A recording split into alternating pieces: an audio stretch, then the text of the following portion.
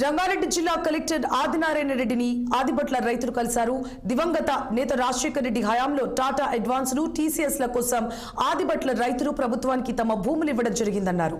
ఆనాటి ప్రభుత్వం ప్రతి ఇంటికి ఒక ఉద్యోగం 100 గజాల ప్లాట్లు ఇచ్చి రైతులను ఆదుకుంటామని హామీ ఇచ్చిందని ఈసీ శేఖర్ గౌడ్ తెలిపారు. అయితే గత బీఆర్ఎస్ ప్రభుత్వంలోని కొంతమంది నాయకులు ప్రభుత్వ భూములను ఆక్రమించుకున్నారని ఆరోపించారన్నారు. ఈ విషయంపై రైతులు ఇబ్రహీంపట్నం శాసనసభ్యులు మల్రెడ్డి రంగారెడ్డి జిల్లా కలెక్టర్ను కలిసి తమ గోడును విన్నవించారని తెలిపారు. ఈ నేపథ్యంలో పలువురు రైతులు మాట్లాడుతూ తమ ప్రాణాలు కోల్పోయిన తమ భూములను వదులుకునే పరిస్థితే లేదని ఆవేదన వ్యక్తం చేశారు.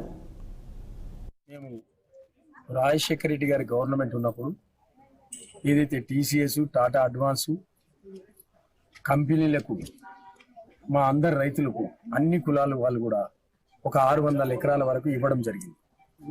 ఆ రోజున గవర్నమెంట్ సబితా ఇంద్రారెడ్డి గనుల మాతిలుండే, రాజశేఖర రెడ్డి గారు సీఎం ఉండే, వాళ్ళు ఏదైతే భూములు కోల్పోయిన వాళ్లకు ఇంటికో ఉద్యోగము, తర్వాత ఉండడానికి 100 గజాలు ఇస్తామని చెప్పేసి చెప్పడం జరిగింది. ఆ రోజు తర్వాత రాజశేఖర రెడ్డి గారు అనివార్య కారణాల వల్ల, మా దురదృష్టం వల్ల ఆయన చనిపోయడం జరిగింది వల్ల అది జరగలేకపోయింది.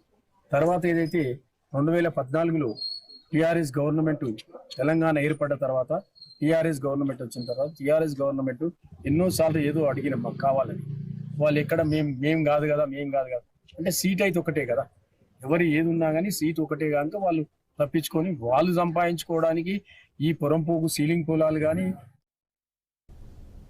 సమస్యలు విన్నవించుకునే ప్రజావాణి వినియోగదారుల